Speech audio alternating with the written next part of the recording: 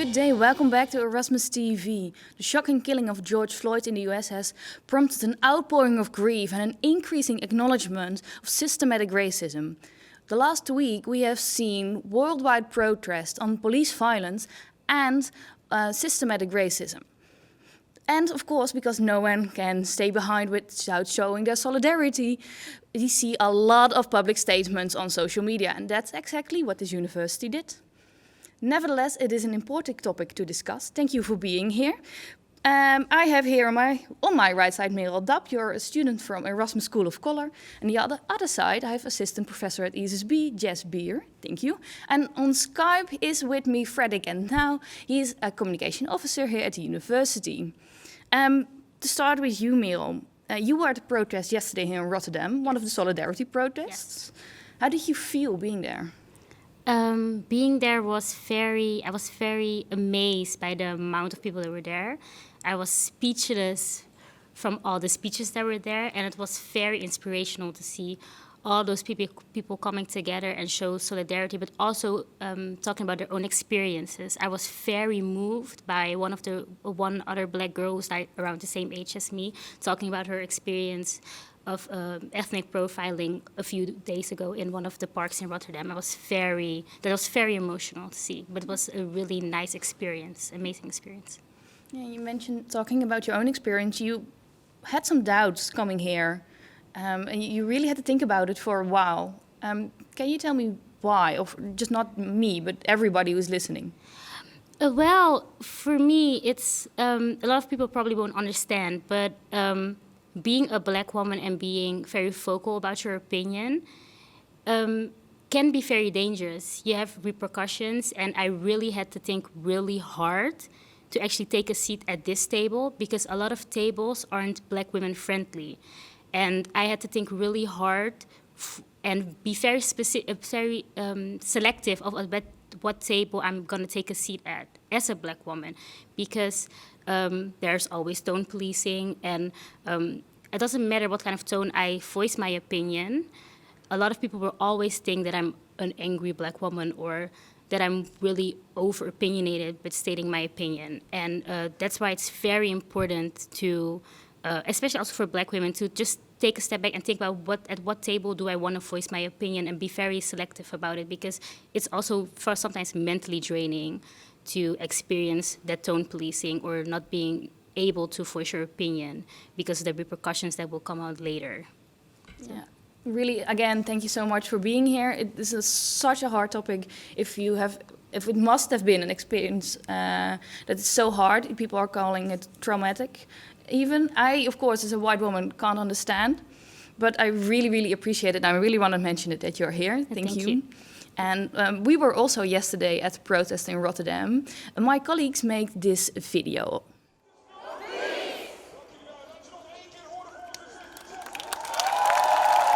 I guess there's this one story. Me and my friends were gonna go to the Albertijn, and we were just walking like everybody else, but this security guard kept following us. He went into the store, and every aisle that we went into, he followed us into.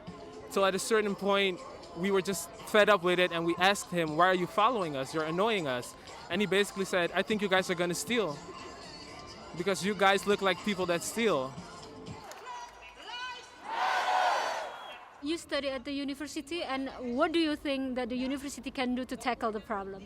This is one of the most international cities, especially in the Netherlands, and I think it's important that the professors realize that students have struggles, but this is not directed against the professors. I think there should be more sensitivity, and that they should say something or reach out to your fellow students. You know, you don't have to take a stand, but you doing so really means a lot because you are acting as a mentor. This student is being very kind, I think. She said, you don't have to take a stand. But I think she put it too kindly. Yes, what do you think? I think we should take a stand.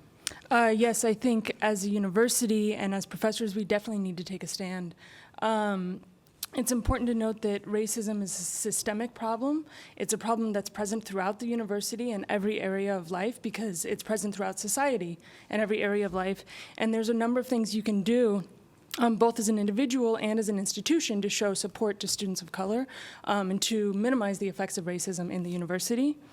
So on a personal level, Of course, every white person should be reading the works of people of color.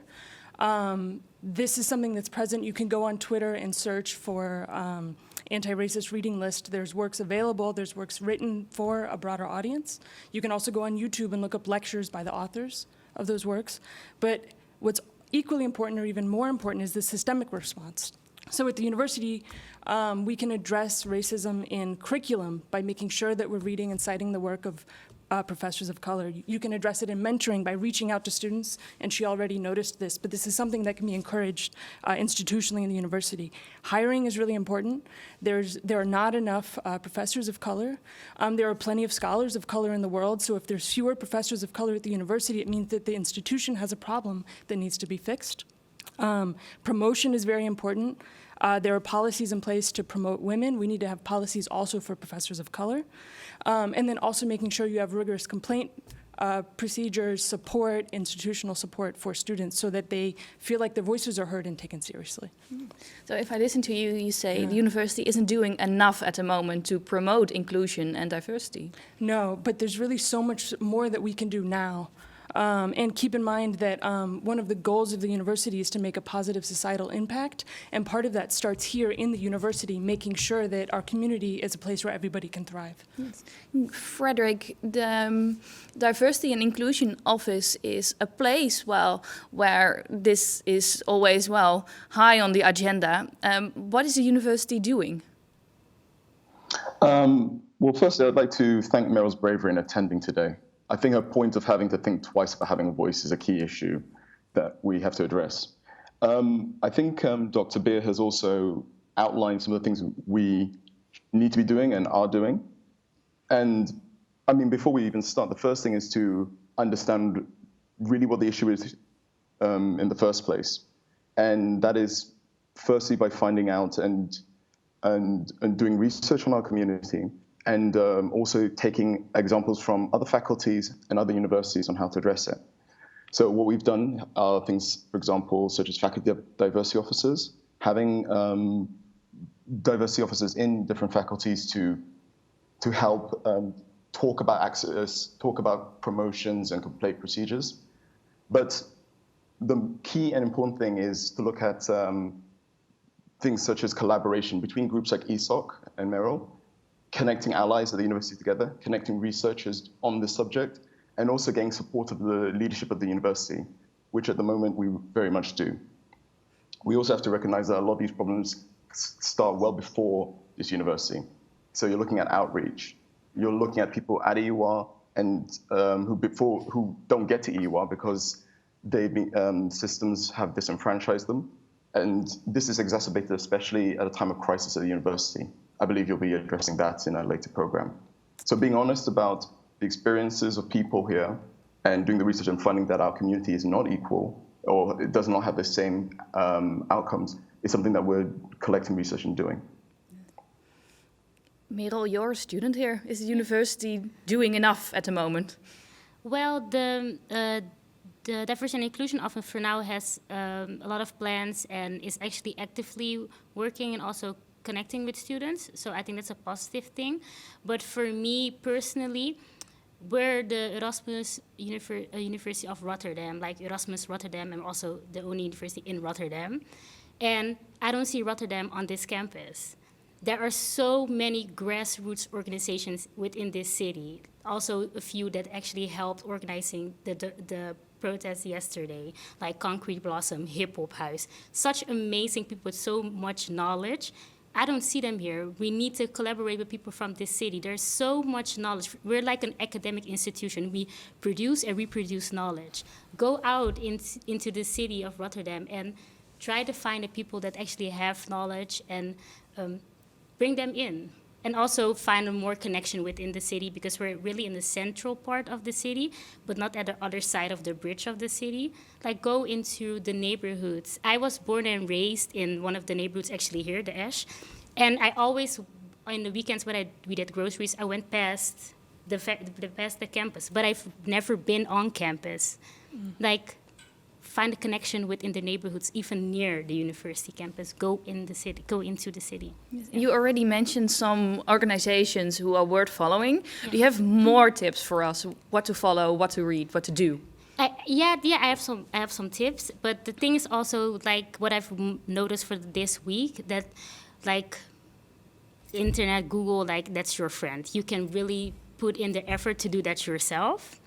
But I can mention a few that if you really want to like work on it and do something about it, donate, look them up, like the Black Archives, KOZP, Black Queer and Trans Resistance, Control-Alt-Delete. They're really, really good and great activists, and they do a lot of work. Follow them, look at their Instagram page, Facebook page, definitely donate, because it's for a good cause. But that's the tip, all the tips I can give right now, because you really have to do it yourself. Like asking for experience and stuff like that, that time is long gone, long gone. I had to do a lot of research too, and now it's time for other people to do that too. That's your responsibility if you really want to make this work. You have to look at yourself like, what am I willing to sacrifice or I'm willing to do to make it work for everybody and give everybody a space to actually partake in this society. Frederick, Jess, do you have anything to add to this? No, I just want to support what both of them said and want to say that the Diversity Office and Erasmus School of Color are doing really important work. And the point about outreach and about connecting with the city is also so important. There's so much to be learned here. There's so many different people with different experiences. Rotterdam is a really inspiring city, and we can give back to that and learn from it. Yes, Frederick, same question to you. I would say that what Merel has mentioned is absolutely perfect and right. And I think that all of us from an institutional and individual basis need to take ownership of the issue. Even if you're not directly affected, you are part of this. You know, it's your friends, your colleagues, even if you may not know, but asking as soon as you start to ask the questions, which is why we're here as a university, you may find out more than you knew. And once people start to find out more, maybe they don't like what they hear. So you have to take ownership of making change in our community, respect each other and listen to people and be willing to learn. We will share all of your tips, and if you have any adjustments, we will also add it. You can find it on our social media, but also at Erasmus Magazine later today. I want to thank you all for being here. Thank you, Frederick. Thank you here at my table. And as Frederick already mentioned, we will come back to this topic indeed on Tuesday. That's our next episode. See you then.